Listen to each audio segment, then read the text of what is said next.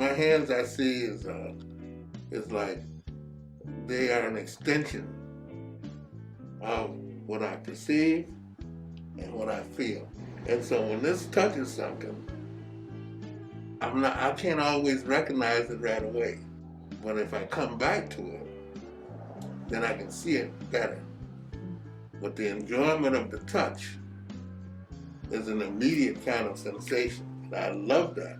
The first thing that comes to a child or a baby, or the first thing that comes to their mind, is this sense of touch, is this tactile element. There are different kinds of canvases. There's cotton canvases, there's linen canvases, there's different boards that you can work with. Masonite is different than the texture of paper. You got paper that's 100%, in my case, rag. The watercolor paper is made out of 100% cotton rag. I paint on 140 pounds cold press watercolor paper. Okay, which means a cold press roller is rolled over the paper, which gives it kind of a tooth, almost a texture kind of a surface that holds the paint, okay, long enough so that it can seep down into the fibers of the paper. But you can also buy hot press, which is a hot press rolled over the paper, and it leaves a plated surface. Okay, so now with the plated surface, you can get a lot more detailing, and you can use pencil. You can push paint over the surface much easier. But with the watercolor, you're laying the color on top of the paper and allowing it to seep down. So it's the technique. It's a technique, but it's also high touch. There was a gentleman sitting here talking to us a few weeks ago.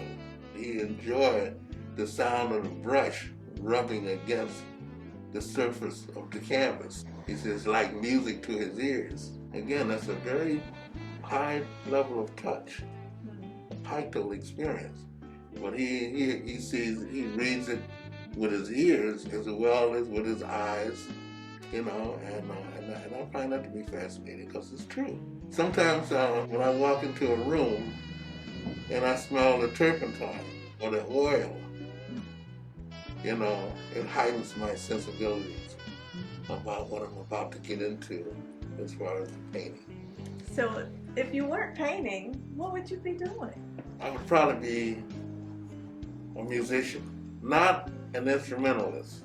I would probably be a composer. My mother used to play the blues, those with the radio shows there, the Secrets of Life or something like that, all those shows.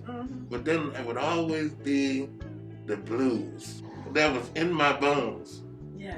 Okay, so that was there. That was always there.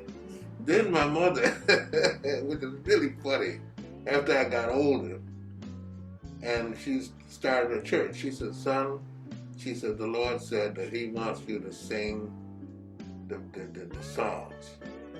And I said, what? Either I'm crazy or I know you're crazy, And I sat down and I started playing it.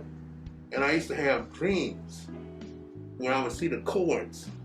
And I would lay my finger on those chords and play it and add the words to it. And Lord and behold, this music started flowing. I was older then, but I had always had that ability, but it never opened up to me until my mother spoke to me after I got to be, a little bit older. But I always played music.